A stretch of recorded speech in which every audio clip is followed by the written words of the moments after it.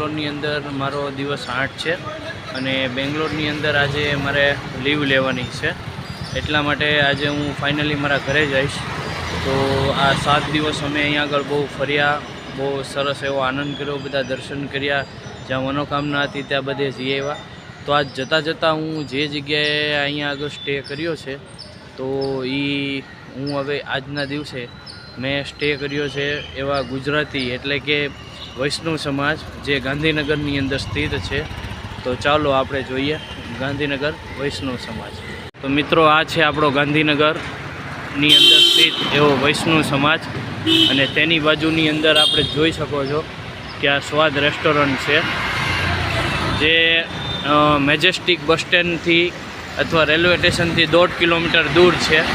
અને તમે અહીંયા આગળ તમે વોકિંગ ડિસ્ટન્સ અથવા રિક્ષા અથવા ગાડી કરીને પણ તમે આવી શકો છો. વૈષ્ણવ સમાજની અંદર પ્રવેશ કરતાં ત્યાં આપણને 2 અંબાડીવાળા હાથી વચ્ચે કલશ એવું આપણને દ્રશ્ય આપ જોઈ શકો છો. અહીંયા આગળ એક પ્રસંગ કરવા માટે એક સારો એવો હોલ બનાવેલો છે. આ પ્રસંગ કરવા માટે અથવા નવરાત્રિ એવા સારા એવા ઉત્સવો કરવા માટે અહીંયા આગળ આ હોલ બનાવેલો છે અને આની અંદર બધી ફેસિલિટીઝ છે. વૈષ્ણવ સમાજની અંદર પ્રવેશ કરતાની સાથે તે જમણી સાઈડ અહીંયા આગળ ઓફિસ આવેલી છે, જે આપ જોઈ શકો છો.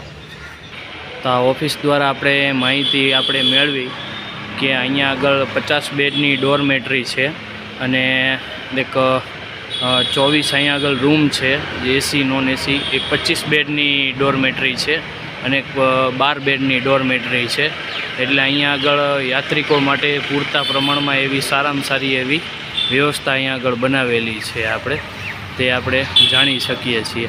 અને આ સમાજ 24 કલાક ખુલ્લો હોય છે, ઓપન, એટલે આપ ગમે ત્યારે આવી અને અહીંયા આગળ રોકાઈ શકો છો. ખાસ કરીને ગુજરાતીને અહીંયા વધારે પ્રેફરન્સ આપવામાં આવે છે. સમાજની લેફ્ટ હેન્ડ સાઈડમાં આપણે જોઈએ તો અહીંયા આગળ સારું એવું આસ્થા ભક્તિનું કેન્દ્ર એવું એક ભગવાનનું એક મંદિર પણ બનાવવામાં આવ્યું છે, જે બેંગ્લોર વાસીઓ કે જે ગુજરાતી લોકો અહીંયા આગળ વસે છે તો તેને દર્શન માટે કે પૂજાપાઠ માટે કોઈ પણ પ્રકારની તેને કોઈ અગવડતા ન નડે એની માટે અહીંયા આગળ આ મંદિર બનાવવામાં આવ્યું છે. તો ચાલો આપણે મંદિરના દર્શન કરીએ. મંદિરમાં પ્રવેશતાની સાથે તે અહીંયા અલગ અલગ ભગવાનની બધાની મૂર્તિઓ બનાવેલી છે. અહીંયા આગળ માતાજીની છે, ભગવાનની છે, એવી રીતે રામ લક્ષ્મણ જાનકી છે, એવી રીતે બધા જ ભગવાન બધા જ માતાજીની અહીંયા મૂર્તિ છે. અને અહીંયા નીચે જોતા નંદી મહારાજ કાચબા સ્વરૂપે અને ભગવાન શિવ અને પાર્વતી માં છે અહીંયા આગળ, જે આપણે જોઈ શકીએ છીએ. આ આરામથી તમે જોઈ શકો ને અહીંયા દર્શન પણ કરી શકો છો, બેસીને પૂજા પણ કરી શકાય છે. પછી આગળ આપણે જોતા લક્ષ્મીનારાયણની એવી મૂર્તિ બનાવેલી છે, જે સમગ્ર આસ્થાનું કેન્દ્ર બનેલું છે અહીંયા, તે આપણે દર્શન કરી શકીએ છીએ. અદ્ભુત દર્શન છે. તો મંદિરમાં આપણે એવા પૂજારી શ્રી આપણે એમનો સંપર્ક કર્યો છે. તો સૌ પ્રથમ આપનું વારાફરતી નામ જણાવો. ક્યાંના છો આપ? ભાવનગર. અને તમે? તમારું નામ જણાવો. અચ્છા. અને તમે કેટલા વર્ષથી અહીંયા સેવા આપો છો? 1966થી આ મંદિરની સ્થાપના થયેલી છે. ઓકે. અને આ મંદિરની અંદર વર્ષ દરમિયાન એવા કયા ઉત્સવો કરવામાં આવે છે? હા, બરાબર. પછી હોળી થાય છે, મહાશિવરાત્રી થાય, નવરાત્રી થાય, જન્માષ્ટમી, રામનવમી, આ બધો ઉત્સવ થાય છે. વિવાહ થાય છે, મોડાકત છે, જયા પાર્વતી છે, માસિક પૂનમ કથા થાય છે. એટલે જે ગુજરાતીની અંદર આમ જેટલા આપણે ધાર્મિક વ્રત ઉત્સવો બધા આવતા હોય તે બધા જ અહીંયા ઉજવવામાં આવે છે. હા. અને આપણી ગુજરાતીની પબ્લિક અહીંયા કેટલી હશે આમ? ગુજરાતી બધા વર્ણ કરો તો આપણે જૈન કરવો છે, જૈન સાથે હા 12 થી 15 લાખ. 12 થી 15 લાખ. અને બધા ઉત્સવોની અંદર બધા ગુજરાતી જૈનની સાથે બીજા અહીંના લોકલ લોકો પણ પાર્ટિસિપેટ થતા હોય છે ને આપણા આ સ્પેશિયલ ગુજરાતીઓ માટેનું જ છે. ઠીક, અચ્છા, સરસ. તો આવી રીતે તમે ભગવાનની સેવા તમે કરતા રહ્યો અને ભગવાનના તમારી ઉપર અને સમગ્ર ભારત દેશની ઉપર આર્થિક રીતે સમૃદ્ધિ રહે અને સુખ શાંતિ રહે તેવી ભગવાન શિવને અને ભગવાન લક્ષ્મીનારાયણ ભગવાનને પ્રાર્થના. બોલો હર હર મહાદેવ. શું નામ તમારું? સાથે અહીંયા અલગ અલગ બીજી બધી મૂર્તિઓ પણ બેસાડવામાં આવી છે. 4 માળનો સમાજ છે એટલે ઉપર જવા માટે આવી રીતે લિફ્ટ પણ રાખવામાં આવી છે.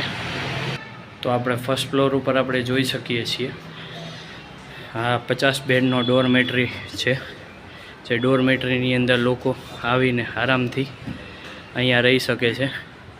પર વ્યક્તિ માટે એક બેડ આપવામાં આવ્યો છે અને સામે લગેજ પણ રાખવા માટે લોકર પણ આપવામાં આવ્યા છે. આ ફર્સ્ટ ફ્લોર છે અને ચાર્જિંગના બોર્ડ લાગેલા છે પૂરતા પ્રમાણમાં. અહીંયા ટીવી પણ લાગેલું છે જે આપણે જોઈ શકીએ છીએ. આ ફર્સ્ટ ફ્લોરથી આપણે જોઈ શકીએ છીએ આ રસોડાનો કોઠાર છે અને આ રસોડા માટે અહીંયા કિચન પણ બનાવેલું છે, જરીસી છે. આ તેમનું કાઉન્ટર છે અહીંયા આગળ. આ ફર્સ્ટ ફ્લોરમાં ડોરમેટ્રીવાળા રસ્તાથી પણ આવી શકીએ છીએ અને આ જમવા માટે રેસ્ટોરન્ટ છે જે અહીંયા આગળ અલગ અલગ ટેબલ રાખેલા છે. સવારે 7:30 થી 9:30 સુધી સવારનો નાસ્તો, બપોરે 12થી લઈને 1:30 વાગ્યા સુધી બપોરનું જમવાનું અને સાંજે 7 થી લઈને 9 સાડા 9 સુધી રાતનું જમવાનું. અને સમય પ્રમાણે જમવાની ડીશનો ભાવ અલગ અલગ પડતો રહે છે. આ છે રેસ્ટોરન્ટના ઓનર અને પોતાને અંડરમાં તે મિલ્સનો રેટ છે પણ સમય જતાં એનો ચેન્જ થતો રહે છે.